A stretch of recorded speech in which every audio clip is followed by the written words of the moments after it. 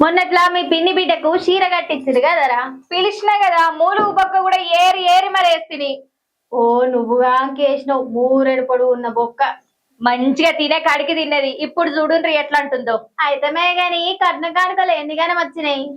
వచ్చినాయి మంచిగానే. 2.5 తులాల బంగారం వచ్చింది. ఇక 4 జతల పట్ట గొలుసులు వచ్చినాయి. మంచిగానే వచ్చినాయి మరి. నువ్వేం కట్నం చదివిపోయినట్టున్నావేమ్రా? నేను ఒకటి నువ్వు ఒకటి ఆరా చెప్పు. సరే గాని ఇక మన కట్న కానుకల సంగతి ముచ్చట పక్కకు పెట్టి గాని గీడ ఎన్ని కట్న కానుకలు వచ్చినాయి చూద్దాంపా. మేడారం సమ్మక్క సారక్క జాతరలో పెట్టిన హుండీల తాళాలు తెరిచి రాసులు లెక్క ఓసి లెక్క పెడుతున్నారు. పోయినాడాది 600 పైన హుండీలు పెడితే ఈ తాప ఇంకో 200 హుండీలు పెంచిండ్రు.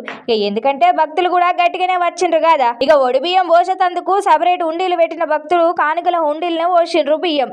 ఇక ఇట్లా మన కరెన్సీయే కాకుండా బయట దేశం కరెన్సీలు కూడా వెళ్ళినాయట. ఇక తక్కువలో తక్కువ వారం 10 రోజులైనా పడతాయట అవి లెక్క పెట్టేందుకు అని అధికారులు ఓ మాట చెప్తానే ఉన్నారు. ఇక మేడారం సమ్మక్క సారక్క పూజార్ల వాటా ఇచ్చినాక ఇక కడమది దేవాదాయ శాఖ అకౌంట్లకి పోతుందంట.